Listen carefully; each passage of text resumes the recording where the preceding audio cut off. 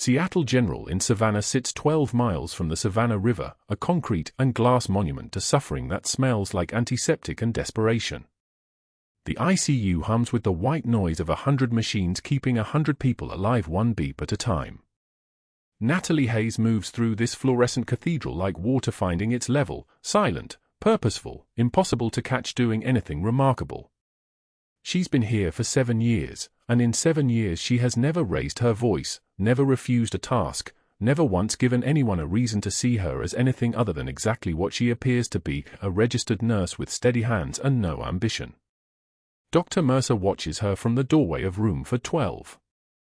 He's been watching for 3 months now, ever since she arrived in the transfer from a facility outside Seattle that no longer exists in any meaningful way. She's assisting with a post-op wound assessment on a 67-year-old male, 3 days out from a femoral artery bypass. Mercer expects incompetence or at minimum the careful hesitation of someone operating at the limit of their certification. Instead, what he sees is precision.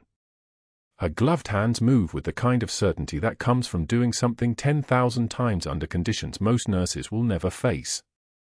She doesn't check the chart before adjusting the patient's leg position. She knows the angle that won't create pressure on the repair site without having to think about it. The way her fingers assess the incision, barely touching, reading the tissue like Braille, suggests she's felt this exact texture before, in contexts that shouldn't exist outside of his imagination. Mercer is a man who built himself. Undergraduate at Duke, medical school at Johns Hopkins, residency at Massachusetts General, board certification in vascular surgery at 32, fellowship at the Cleveland Clinic. Every credential framed on his office wall cost him money and blood and sacrifice. He climbed. He earned. He knows exactly how much effort it takes to accumulate the kind of technical expertise he's watching this woman display, and the math doesn't work. Natalie's personnel file shows a registered nursing degree from a community college in Olympia, Washington, graduated 15 years ago. Community college. The kind of place that produces competent floor nurses, not trauma surgeons operating in scrubs one pay grade below where they belong. She finishes the assessment, documents her findings in exact clinical language, and steps back from the bed. The patient is fine. The repair is healing normally. Natalie removes her gloves and disposes of them in the biohazard container with the kind of practiced economy of motion that makes Mercer's jaw tighten. Lucky, he tells himself. Good instincts. Nothing more. People get lucky sometimes. Lucky people feel the right angle without understanding why. Lucky people make good decisions without proper training. Seattle General doesn't hire people who operate above their credentials. That would be negligence. The morning of the 3rd week, Mercer begins the work of confirmation. He calls the registrar's office at Olympia Community College on a pretext and learns they have no record of a Natalie Hayes graduating with a nursing degree any year in the 15-year window. A mistake, obviously. A name variation. He tries Natalie Jenkins, her maiden name according to the file. Nothing. He tries variations, Hadley, Houston, anything close. The registrar is apologetic but firm. No Natalie, no close variations, no nursing graduates by similar surname in that time frame. Mercer hangs up and sits in his chair with the door closed for exactly 4 minutes. Then he calls personnel. The gaps in her employment history are exquisite. 7 years in Savannah at Seattle General. Before that, a 3-year position at a facility in Tacoma that closed in 2016. Before that, 2 years at Naval Hospital Bremerton, verifiable, because military records exist and they check out, though Mercer notes the recommendation letter from her commanding officer is marked with classification stamps that make the ink bleed and obscure the actual content. Before that, a 4-year gap. No employment listed. No explanation. No school. Just empty space where a person should be documented. The rumors start small, as rumors do. Mercer mentions during a department meeting that he's been meaning to audit the hiring practices in nursing, particularly around credential verification. He says it as a question, has anyone here gone through the onboarding process? I've always wondered how thorough that vetting really is. He smiles, all teeth and no eye contact. Someone should check. These things matter. By the end of the week, 3 nurses have heard that Natalie's references might not be legitimate. By the end of the 2nd week, the story has evolved. Her credentials were definitely faked. She probably went to some online diploma mill. She's operating well above her actual certification level. Someone overheard her in the break room mentioning she was in the military, but when asked about it directly, she just changed the subject. Suspicious. The kind of person who hides things has usually done something worth hiding. Mercer never says these things himself. He simply plants the seeds, and the hospital's immune system does the rest. Nurses are territorial. Nurses are gossips. Nurses will destroy another nurse for sport if given the right narrative and plausible deniability. He's learned this over 28 years of practice. You don't need to be the one swinging the blade. You just need to be the one who hands it over with a smile. Natalie notices the silence. She notices the way conversations stop when she enters the break room. She notices that nobody volunteers to partner with her on assignments anymore, and her shifts are increasingly solo work, the night shifts where she's alone with the critical cases and the phones and the weight of being the only person who can make a decision at 3 a.m. She doesn't react. She doesn't defend herself. She simply absorbs the silence the way the tile floors absorb spilled coffee, and she continues moving through Seattle General with the same quiet precision that made the rumors possible in the first place. The one thing she allows herself is the touch. At the beginning of each shift, she goes to her locker in the employee area and opens the small metal cabinet where her street clothes and personal items are stored. At the back, beneath a sweater she never wears, is a folded flag. Not displayed, not honored, just folded the way flags are folded when they come off a casket, perfect triangles of red, white, and blue, a triangle that fits in the palm of her hand. She touches it once with the tips of her fingers, then closes the locker. The gesture takes 3 seconds. No one has ever asked her about it. The Coast Guard commander arrives on a Thursday morning in October, and the intake nurse, Mercer's favorite, a woman named Patricia who loves to talk, pages Natalie directly for the pre-op assessment. The commander's name is James Holloway, rank 005, age 52, admitted for a routine laparoscopic cholecystectomy on a gallbladder that's been giving him trouble for 6 months. Nothing alarming. The kind of procedure that happens 5 times a day at any hospital. Patricia says he's in good spirits, military bearing, very polite. She used the words distinguished gentleman and wonderful accent, which Mercer knows means he's from somewhere near Charleston and has money. Natalie enters the pre-op bay at 8:53 a.m. The commander is already in the hospital gown, already hooked to the pre-op floor, already filling out consent forms with the kind of careful penmanship that suggests significant institutional discipline. He looks up when she enters, and something in his face, a tightening at the corners of his eyes, a shift in his breathing pattern, suggests he recognizes something. Not her face. Something else. Something beneath the surface. She conducts the assessment with perfect efficiency. Vital signs are stable. No medication interactions. No known allergies. The physical exam is routine. She listens to his lungs with her stethoscope, and her hand placement on his chest during the exam suggests she's done this before, many times, in a way that most nurses don't quite achieve until they're in their 2nd decade of practice. She's been here for 7 years. Mercer is already checking her employment start date in his mind. How long? The commander asks. His voice is quiet. Military, definitely. The kind of voice that's been trained to carry authority without volume. Procedure runs about 30 to 40 minutes, Natalie replies. Her voice is different when she speaks to patients. It has texture. Not warmer, that would suggest emotional investment, but present. Occupied. You'll be in recovery another hour. No, Holloway says. He's studying her hands. She's already moved away, already writing notes on the chart, already established the professional distance that keeps her safe. How long were you a medic? The room stops. Time doesn't actually freeze, but the fluorescent lights seem to hum louder, and Natalie's pen pauses for exactly 1 beat before continuing to write. She doesn't meet his eyes. She doesn't tense or adjust her posture or give any indication that the question has struck something beneath the professional shell she wears like body armor. "I'm your assigned pre-op nurse, Commander. You'll be in excellent hands this morning." "You were a field medic," Holloway says. He's not asking anymore. "I've seen that assessment pattern. That's how you read a wound, like you're reading a map. You learn to do that when people's lives depend on you getting it right the first time." Natalie finishes her notes. Her handwriting is perfect. Clinical. Untouched by whatever is happening beneath her ribs. She turns to face him directly, and for a moment, just a moment, her eyes are flat. Empty. The eyes of someone who has seen things that can't be unseen. Then she blinks, and the professional nurse returns. "The anesthesiologist will see you in about 15 minutes. Try to rest." "You were there," Holloway whispers. There's recognition in his voice. Recognition and something else. Something like grief.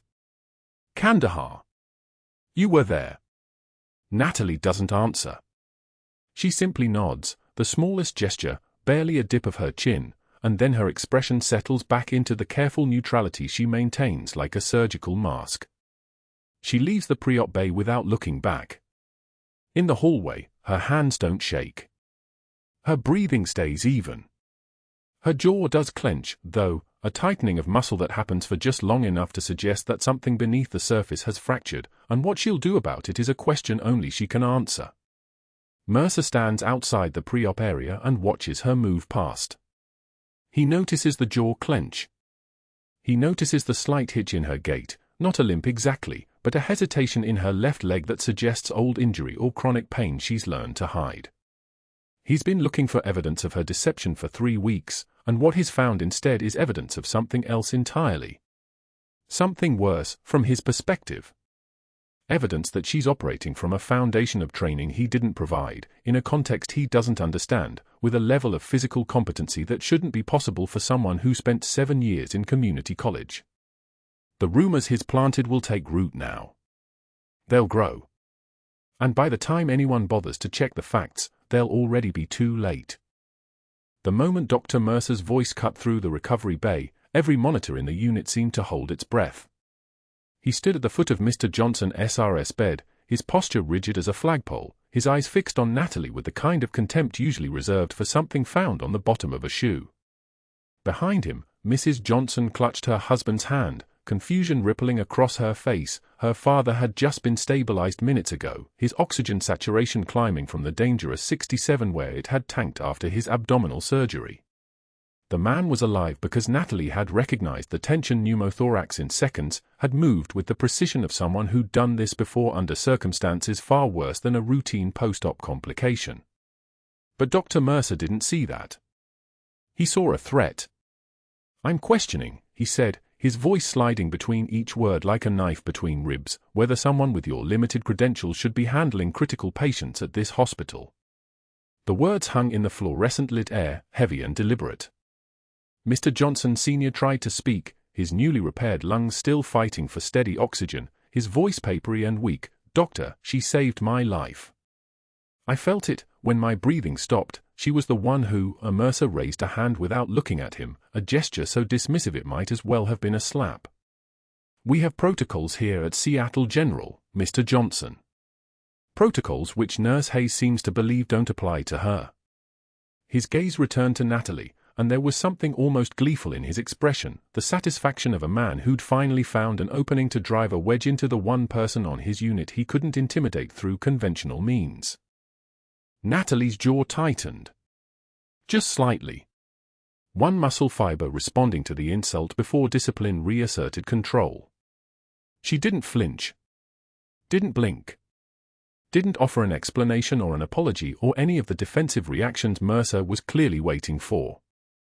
Instead, she met his eyes with a flatness so complete it was like staring into still water, calm, undisturbed, impenetrable.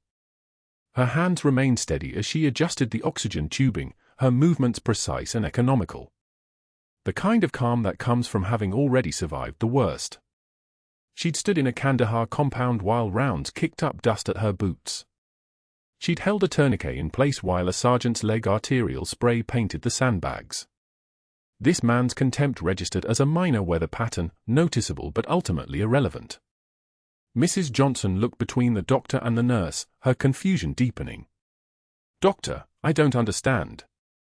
She knew exactly what was wrong. She was faster than anyone in the ER when my father's chest started.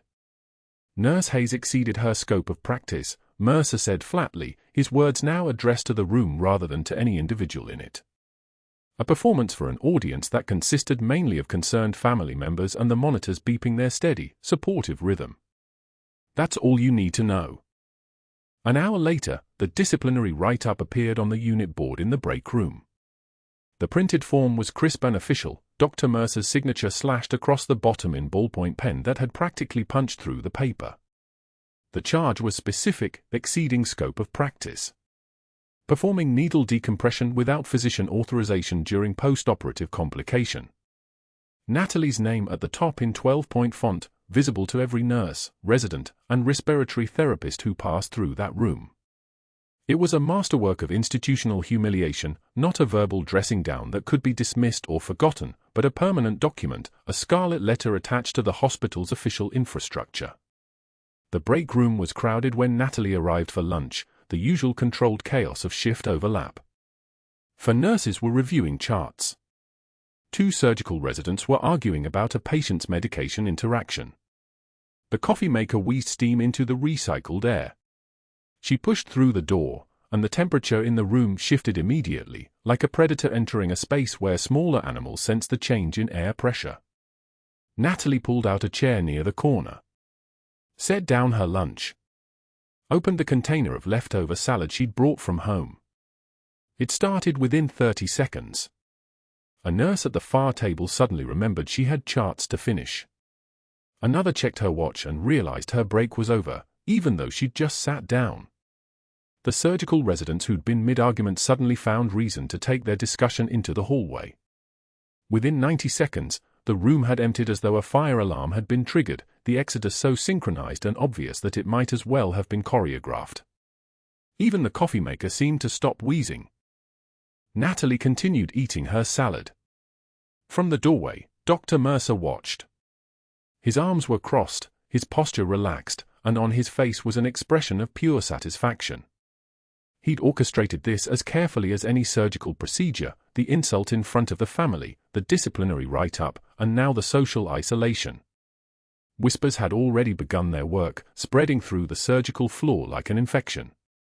He'd been feeding rumors to the residents, carefully and consistently, suspicious gaps in her employment history that couldn't quite be explained, references that seemed too good to be true, questions about where exactly she'd received her training. One of the residents had mentioned offhandedly that Natalie's references seemed to have some inconsistencies. How many places really couldn't access a nurse's full file? What was she hiding? The insinuation was poisonous, designed to take root in the minds of people who'd never think to verify it. Mercer's power extended further than most people realized. He had allies in HR. He had the ear of the hospital administrator. He had 5 surgical residents who hung on his every word because he controlled their rotations, their evaluations, their futures in academic medicine. In the ecosystem of Seattle General, he was something close to a god, and gods didn't tolerate challenges from someone who had no rank, no pedigree, no institutional protection. But that wasn't the worst part. During the commander's pre-op assessment the next morning, Mercer made his move with surgical precision. He rounded with 3 surgical residents in tow, his voice pitched to carry across the entire pre-op holding area. "Ah, yes, Commander Holloway," he said, consulting the chart as though he hadn't reviewed it already. "I see Nurse Hayes here has completed your assessment." He said her name the way someone might reference a questionable piece of equipment. "Tell me, Commander, how comfortable are you with the mystery nurse here handling your pre-operative care? I have to ask, given her unique background." The resident shifted uncomfortably. One actually looked at his shoes. But Mercer continued, his smile cold, "We're talking about surgical patients, after all." Not the kind of situation where we can afford mistakes. Natalie was checking the fall line, her hands moving with the practiced efficiency of someone who'd done this 1,000 times. Her expression didn't change. But the commander, Coast Guard Commander Holloway, veteran of 18 deployments and 3 combat tours, leaned his head slightly to watch her hands as she worked. And in that moment, something shifted in his eyes. Recognition, maybe. Or memory. "You were a medic," he said quietly, watching the angle of her wrist, the exact pressure she applied to ensure the catheter seated properly. Not a question. Natalie's hand stilled for a fraction of a second. Just a fraction. Her eyes met his for the briefest moment, and there was something unguarded in that look, the smallest crack in the wall. Then she gave the barest nod, the kind of movement that might not have happened at all, and her expression reset to neutral. Mercer watched the exchange but seemed to interpret it as weakness, vulnerability. He smiled. That night, the parking garage at Seattle General was nearly empty. The evening shift had cleared out, the night crew was settling in, and Natalie sat alone in her car, the driver's seat tilted back slightly, her hands resting on the steering wheel. For 60 seconds, she let it all go. The control that had held her upright through the humiliation, through the whispers, through the disciplinary write-up and the isolation. Her jaw unclenched, muscles releasing tension they'd been holding since Mercer's voice had first cut through the recovery bay that morning. Her hands, steady hands, surgeons' hands, medics' hands that had held lives together in compounds and field hospitals across the Hindu Kush, began to tremble. Just for 60 seconds. The shaking was precise, controlled, like everything else about her. Not the trembling of fear, but something else. Restraint. Pressure building inside steel walls until even the steel had to bend slightly. The hands that had inserted chest tubes without anesthesia, that had applied tourniquets in the dark, that had compressed a sergeant's chest cavity while his blood painted her uniform, those hands shook in the darkness of a parking garage in Savannah, Georgia, where nobody could see. When the 60 seconds were finished, she straightened the seat. Adjusted the mirror. Gripped the steering wheel, and the tremor stopped as though someone had thrown a switch. She started the engine and drove home through the rain-slicked streets, her composure restored, her mask back in place, the captain buried once again under the uniform of just a nurse. But Mercer didn't know what he'd just awakened. And he wouldn't realize it until it was far too late. The monitor alarm screamed at 2:16 a.m. Natalie was 3 rooms down, charting post-op vitals on a coronary bypass patient, when she heard it, not the regular beep-beep-beep of the heart monitor but the sustained shriek that meant something had stopped working. She moved before thinking. Muscle memory. The kind of reflex that gets trained into bone and blood until the body responds before the mind catches up. The commander's room was chaos, wearing a hospital gown. Oxygen saturation dropping like a stone. 92. 88. 81. His chest heaving, the distinctive look of a man suffocating while surrounded by air. The resident physician, Dr. Patel, fresh out of med school 3 months ago, stood frozen at the foot of the bed, eyes locked on the monitor. The second year, Chen, was reaching for the oxygen mask as if that might fix something that required more than supplemental air. Natalie saw it instantly. The tracheal deviation. Subtle to untrained eyes but screaming if you'd spent 18 months running emergency medicine in a combat hospital in Helmand Province where every second between breathing and bleeding out was the difference between a name carved in stone and a name going home. Tension pneumothorax. The lung had collapsed and was now pressurizing the entire chest cavity, compressing the heart, turning the commander's thorax into a rib cage full of compressed air that was killing him. Get me a 14-gauge needle. Now. Her voice dropped. Dropped the way it used to sound in surgical tents, when 40 kilograms of medical supplies had to accomplish what $40 million of equipment could in a stateside hospital. Not a request. A command delivered with the flat certainty of someone who knew the alternative was a flat line. Patel's eye snapped toward her. We need to call for needle. Second intercostal space, midclavicular line. Natalie was already moving, gloved hand steady as surgical lasers, her mind calculating angles and trajectories with the precision of someone who'd done this before, who'd done this 1,000 times on soldiers whose names she'd memorized and then learned to forget because forgetting was the only way to keep functioning. She didn't wait for the needle. She grabbed it from the crash cart herself, 14-gauge angiocath, the metal cold and familiar in her fingers. The commander's oxygen sat dropped to 76. His skin taking on that blue-gray pallor that meant minutes, not hours. Chen finally moved, reaching for the phone to call a code, but Natalie was already positioning her hand on the commander's chest. The landmarks burned into memory, the second rib, the intercostal space below it, the precise angle that would thread the needle between ribs without puncturing lung tissue, the needle that would release the pressure that was crushing his heart. She inserted the needle. Felt the subtle give as the plastic catheter slid through the pleural space. And then, the hiss. That sound. Compressed air escaping like steam from a broken valve, like the moment a pressure vessel finally releases what's been destroying it from the inside. The hiss of a man's lung expanding, of intrathoracic pressure dropping, of death retreating by millimeters. Oxygen sat climbing, Patel said, his voice small. 82. 89. The monitor beeped its normal rhythm. Heart rate stabilizing. Blood pressure creeping back toward something a living person could maintain. 94% oxygen saturation. 98. Stable. Natalie secured the catheter with tape and stepped back, her hands already releasing tension she hadn't consciously held. The room smelled like sweat and hand sanitizer and the sharp copper scent of fear. The ventilator wheezed its mechanical rhythm. Fluorescent lights buzzed overhead with that same indifferent hum they'd had 5 minutes ago, when they'd been just lights, not the backdrop to a man dying on a hospital bed. "Call respiratory," she said quietly. "Get a chest tube kit ready for the attending. And someone page Dr. Mercer. He'll want to know the emergency was resolved." She said it neutrally, the way she said everything now, a voice scrubbed of inflection, of anything that might give away the machine running underneath her skin.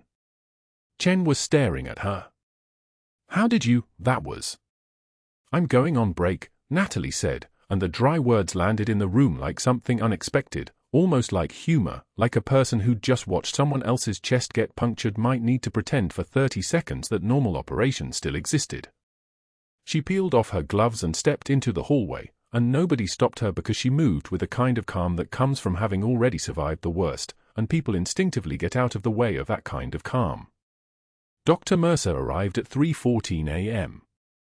Natalie knew the exact time because she was in the break room, not really on a break, just sitting in the dark corner with a cup of cold coffee she wasn't drinking, staring at nothing the way people do when their nervous system is running a priority diagnostic on whether the body is still functional.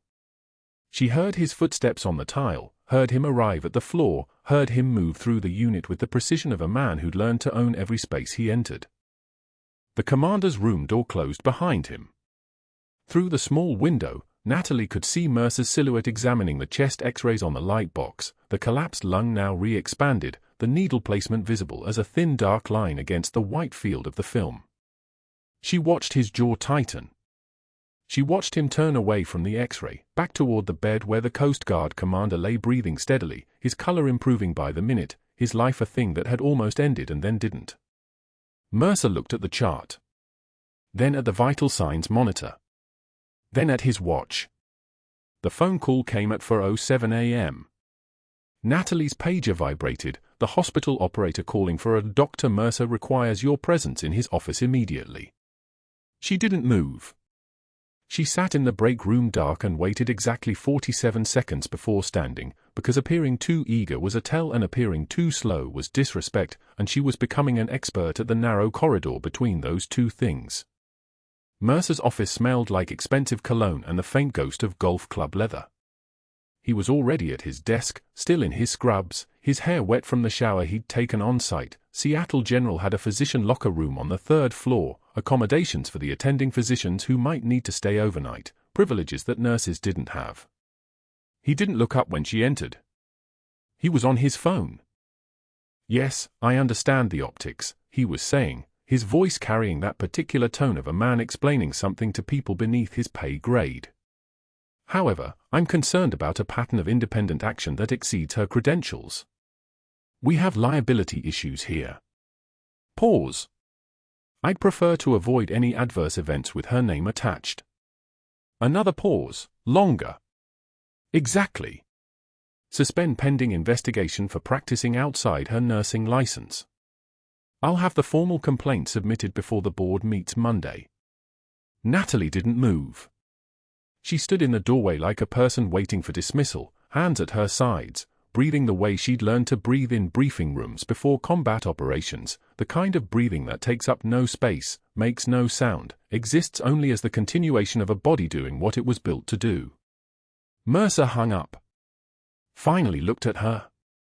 His smile arrived like a predator showing teeth. That emergency response was impressive, he said, and the words landed with the weight of a trap closing. Too impressive, really. For a nurse. I followed ACLS protocols, Natalie said flatly. 7 words. Deferential. The performance of a person who understood that in this moment, she had already lost something she couldn't name. You performed a needle decompression without authorization from the attending physician. A procedure that falls under our scope restrictions for RNS. He leaned back in his chair. I've already notified the board of my concerns regarding your practice patterns. The formal suspension notice is being prepared. You're on administrative leave pending a full investigation. The silence filled the room like rising water. Mercer watched her for a reaction, some sign of distress, some crack in the composure that would give him something to push against. His fingers drummed against his desktop in a rhythm that was probably meant to convey dominance. The Coast Guard commander should be informed, Natalie said quietly. He's been asking to speak with nursing leadership about the emergency response. The commander's chart has been flagged. His access to visitors is restricted until his condition stabilizes further. He's become agitated, we're concerned about his post-operative psychological state. The nursing staff has been instructed to limit discussion of clinical details. It took a moment for the full architecture of what he'd done to register. Not just removing her from duty. Isolating the only person in the hospital who could defend her. Cutting off her testimony before she could give it. The mechanism of institutional power moving smoothly, efficiently, like a machine designed specifically for this kind of erasure. Natalie felt her hands clench.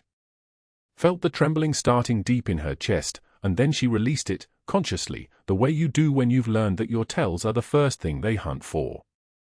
She straightened her spine. Met his eyes with the flat effect of someone staring at a problem that still needed to be solved. I understand, she said. What's the timeline for the hearing? Monday. 9 a.m. You'll need to bring representation. He was back to his phone already, dismissing her as thoroughly as if she'd evaporated. You're still an employee through the investigation, but I've arranged for your shift assignments to be reassigned to other nursing staff. Dr. Patel will oversee continuity of care. She left before he could say anything else. Walked through the hallway at shift change, when night staff was transitioning to day staff, when half the hospital was paying attention to nothing but their own exhaustion. The fluorescent lights hummed their indifferent hum. A monitor beat somewhere down the corridor. Normal operations. A hospital running on the same systems it always had, just with one less person authorized to exist within it. The suspension notice arrived in her hospital mailbox by 6 a.m. 20 pages of legal language, all of it saying the same thing: pending investigation, practice outside scope, liability concerns, effective immediately. Her shift was gone. Her access credentials would be deactivated in 24 hours. She had the right to legal representation at the hearing. She couldn't explain why she'd known to perform that procedure. Couldn't cite her credentials because her credentials didn't officially exist. The military had scrubbed Captain Natalie Hayes from every database the moment she'd walked out of that classified operation in Kandahar, the moment the mission had gone sideways and the Pentagon had decided the cleanest solution was to erase her entirely. New Social Security number. Constructed employment history. A civilian identity that looked perfect on paper and crumbled the moment someone looked hard enough to see it was all carefully manufactured fiction. She called the hospital president's office at 7:48 a.m., confirmed the hearing details, heard the assistant's voice soften with something that might have been sympathy or might have just been professionalism. "You should retain an attorney," the woman said. "I'd recommend someone who specializes in employment law." Natalie hung up and drove to her son's school instead of going home. She parked in the lot at 2 p.m. and sat in her car, hands gripping the steering wheel, watching middle schoolers file out of the building like a migration of people who still had futures worth planning for. Her phone lit up with a text from Lucas. "Mom, when are you coming home? You're supposed to pick me up at 3. She couldn't make herself answer. Couldn't make herself go in and explain that the thing she'd trained 18 years to hide had just blown apart because she'd done exactly what she'd been trained to do, save a life when no one else could. For in the morning at Seattle General, the hallway lights cast everything in that dead hospital glow, the kind that makes time stop existing. Dr. Mercer's shoes clicked against the tile with purpose, not the rhythm of someone making rounds, but the cadence of someone executing a plan. He'd already been awake. Already calculated which strings to pull. The schedule board on the third-floor nursing station hummed under the fluorescent panels. Mercer pulled it down. 3 pen strokes. Natalie Hayes, removed from rotation. Her patients redistributed like evidence being erased. The night shift charge nurse, already terrified of his authority, didn't ask questions. Nobody asked Dr. Mercer anything twice. By 5:53 a.m., he'd made the first call. His office door closed. His hand steady on the phone. The voice on the other end belonged to the hospital's chief medical officer, a man named Bancroft who owed Mercer a favor from 15 years back, a discretion about a patient complaint that never reached administration. Now Mercer cashed it. "We have a significant liability issue," Mercer said. His voice carried the weight of someone who'd mastered the language of institutional fear. A staff member performing advanced procedures far beyond her license scope. Needle decompression. Thoracic intervention. EMT-level field medicine disguised as standard nursing care. The second call came at 6:15 a.m. This one to a board member who'd served with Mercer on the hospital ethics committee. Same message, different angle. Patient safety protocols. Documentation gaps. A pattern of unauthorized intervention. The third call was the masterstroke. The hospital's legal counsel. Mercer's voice dropped into that register reserved for serious liability discussion. If she operates outside her credentials again and something goes wrong, the hospital's insurance doesn't cover it. She becomes the liability. We become the hospital that allowed it. 3 calls. 3 different pressure points. All converging at the same conclusion: Natalie Hayes had to go. By 7:16 a.m., before the day shift supervisor even arrived, the suspension paperwork was being typed. By 9 a.m., it was official. By 9:15 a.m., Natalie's badge had been deactivated. The system didn't care that she'd saved a man's life. The system only understood protocol. And protocol was a weapon Dr. Mercer wielded with surgical precision. The worst part wasn't the suspension itself. It was the silence that came after it. The kind of professional silence that meant no explanation, no meeting, just a letter waiting in her personnel file. Pending investigation for practicing outside the scope of licensure. She couldn't fight it. That was the genius of Mercer's strategy. To fight it, she would have had to explain her qualifications. Explain where she learned to identify tension pneumothorax in 3 seconds. Explain the muscle memory that belonged to a different life, a different name, a different version of herself that the Department of Defense had ordered to cease existing. Captain Natalie Hayes, the medic with 2 Purple Hearts, 3 commendations, and a record that had been scrubbed from every military database to classified status, couldn't claim any of it. She was legally nothing. A ghost pretending to be a nurse. And now that ghost couldn't even work. The commander tried. That same afternoon, from his hospital bed on the cardiac recovery floor, he'd asked for Natalie Hayes by name. Wanted to give a statement about what she'd done. But the restrictive visit order was already in place, flagged by Mercer himself. Chart notation, patient experiencing agitation and confusion. Limit visitor access to medical personnel only. Monitor for cognitive decline. The commander, a man who'd commanded the lives of 200 sailors, was locked down tighter than maximum security. His phone access monitored. His visitors screened. Mercer had done it all with the administrative equivalent of a scalpel. Natalie didn't go home. Not immediately. Instead, she sat in her car in the parking lot of Seattle General for 4 hours, gripping the steering wheel with hands that had learned to hold steady in Kandahar. Learned to hold steady when mortars fell. Learned to hold steady when blood pooled faster than saline could replace it. Those hands shook now. Not in the hospital. Never in the hospital. When she got home, the apartment was quiet in that way that only exists when a child is in school. She made coffee. Didn't drink it. Made it again. The second cup sat beside the first one, cooling. The third cup she didn't bother making. 2 o'clock in the afternoon. Middle of a Tuesday. Natalie sat at the kitchen table, the same table where she helped her son with algebra homework, where they'd eaten birthday cakes, where they'd tried to build a life out of the fragment she'd been given permission to keep. She'd placed the suspension letter on the table in front of her. The word swam. Pending investigation. Scope of practice. Unauthorized intervention.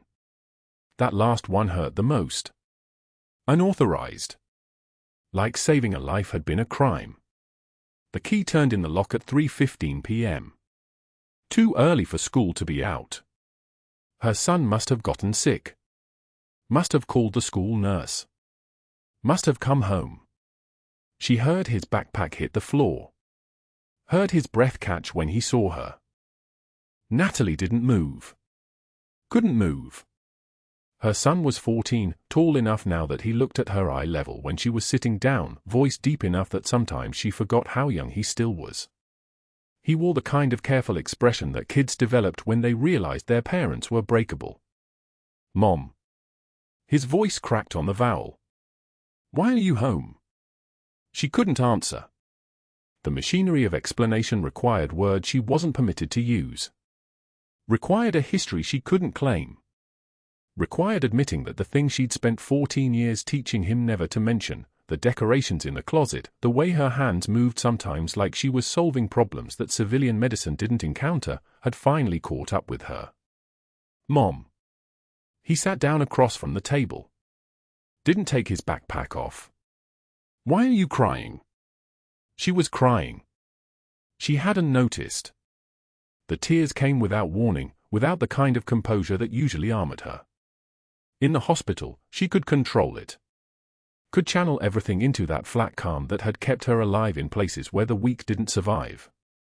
But here, in her own kitchen, at 2 in the afternoon, with her son looking at her like she'd become something he didn't recognize, the armor failed. They suspended me, she said finally. The words were small things. Insufficient. From work. His eyes went wide. Why? You're the best. I can't explain. And there it was. The trap Mercer had built. Perfectly legal. Perfectly institutional. Perfectly inescapable. I can't explain it, baby. He looked at the suspension letter. Read it slowly. She watched his face change as he parsed the language, the clinical distance of administrative disapproval, the weight of accusations masked as protocol. When he looked up at her again, something had shifted. This is wrong, he said. 14 years old. Already learning that the world wasn't built on fairness. That night, long after he was asleep, Natalie heard his bedroom door open. Heard him moving through the apartment. Heard the creak of her bedroom closet opening, the careful rustling of the boxes she kept on the highest shelf. Behind the winter coat she never wore in Savannah. Behind the sweaters that still smelled like Kandahar somehow, dust and diesel and the metal of helicopter rotors. The shadow box. The one she'd kept sealed for 14 years. The medal she couldn't display. The citation she couldn't frame. The folded flag from the teammate who died extracting those 3 soldiers, the ones whose names she also couldn't speak. She heard him take it down. Heard him open it in the darkness. And she didn't have the strength to stop him. The next morning, her son appeared in the lobby of Seattle General at 7:45 a.m. wearing his school backpack, his jaw set with the kind of determination that made him look older than 14. He didn't tell her he was coming. She was there to meet with hospital HR, to sign forms acknowledging the suspension, to sit in a conference room while they explained that they were investigating her credentials, to pretend she didn't understand what they were really investigating. When she walked out of the HR office and saw him standing there, holding something against his chest like it was made of fragile things, her first instinct was to leave. To walk past him. To pretend she didn't see him. But other people saw him. A man in a wheelchair, the commander, doing his recovery laps, moving slower than he would have 2 weeks ago but moving with the determination of someone learning to reclaim his life, looked up from the corridor. Looked at the boy. Looked at what he was holding. And stopped breathing. Her son appeared in the hospital lobby at 7:43 a.m., backpack slung across one shoulder, voice steady but trembling at the edges. "Mom, they need to see these." He held out the shadow box, the one she'd kept hidden in the back of her bedroom closet, buried under old sweaters and memories she'd promised herself to never unearth. Inside, the light caught the medals first. Bronze Star. Silver Star. 2 purple hearts with their thin ribbon bands. And beneath them, folded with military precision, the flag from her teammate's coffin in Kandahar, the creases sharp as knife edges after all these years. The citation lay next to it, the typeface faded but the words unmistakable, "For extraordinary heroism under fire." Captain Natalie Hayes, 3 soldiers extracted under sustained enemy contact. The commander looked up from his wheelchair, the one he'd been confined to for another 3 weeks of physical therapy, and something shifted in his expression. His breathing changed. His jaw tightened. "Phantom," he whispered. Not a question. A name. A call sign he'd only heard in classified briefings, in rumors traded between Night Stalker crews and SEAL teams, in stories that didn't officially exist. The kind of call sign attached to operators who did things the Pentagon preferred never to acknowledge. His hands moved to grip the armrests, and for a moment he couldn't look away from the shadow box as if it might vanish if he blinked. A Marine visiting his brother 3 doors down turned at the sound of the name. Just a casual turn at first, the kind of automatic response trained into combat soldiers. But then he saw the shadow box, saw the medals catching the fluorescent light overhead, and he moved toward it like a man drawn by gravity.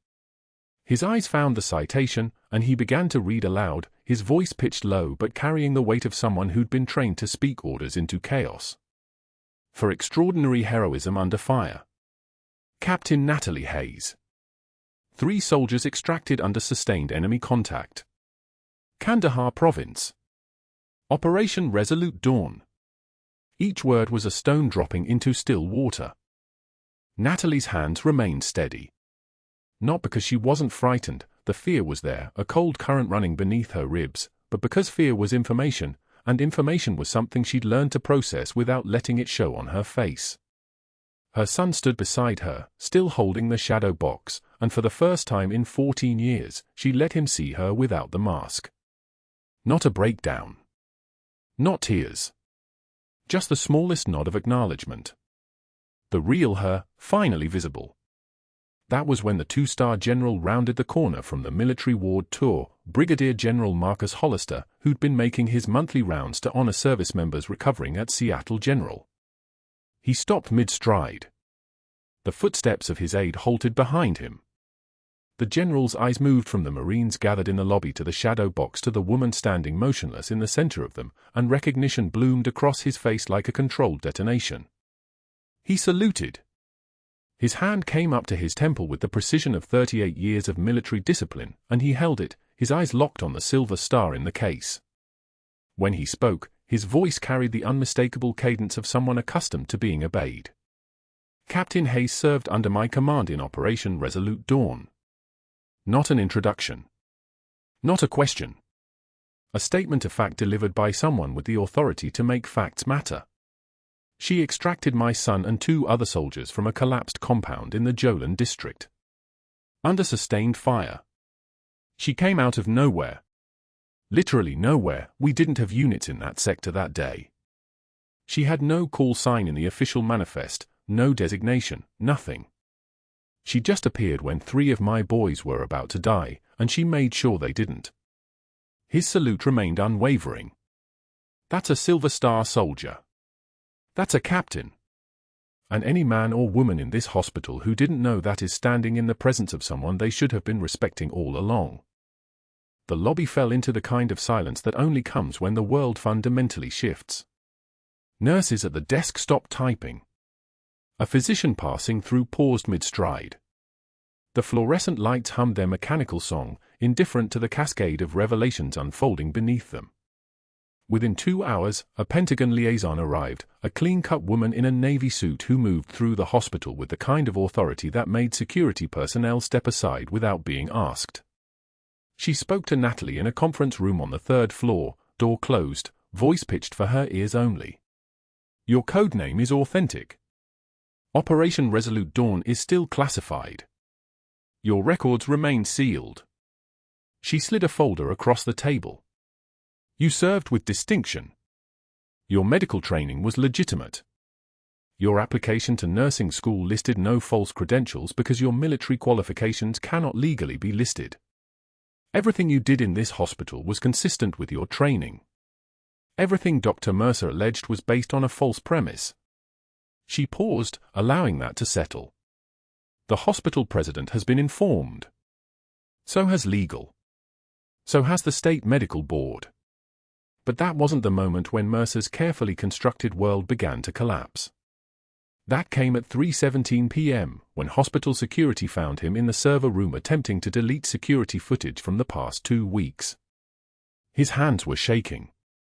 His administrative access gave him the codes to pull files that showed everything, every hallway interaction, every whispered conversation with residents outside her patient rooms, every calculated move to isolate her from professional respect.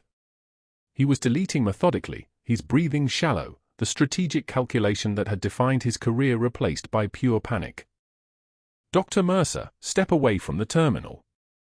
The voice belonged to Torres, the IT administrator, a Marine veteran who'd served with the 3rd Battalion, 5th Marines before taking a civilian position 3 years prior. Torres had seen Mercer's pattern weeks ago. The way he targeted certain staff members. The way he engineered social exile. The way he weaponized institutional power against people he deemed threats to his authority. So Torres had started saving every frame to an external drive. Not because he was certain it would matter, but because he'd learned in Helmand Province that documentation kept people honest.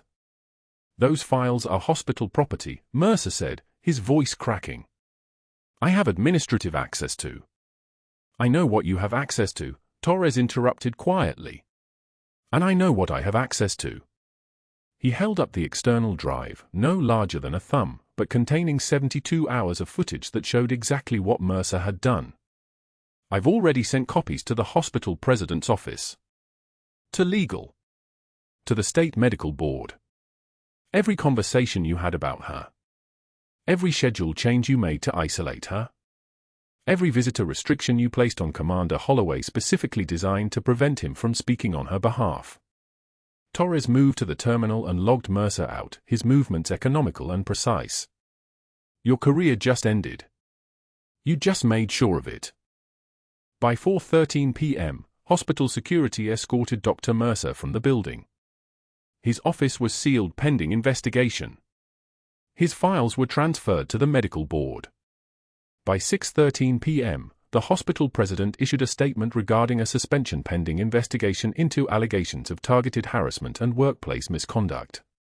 By 7:15 p.m., the first news alert hit the local stations, prominent Savannah physician suspended following military nurse vindication.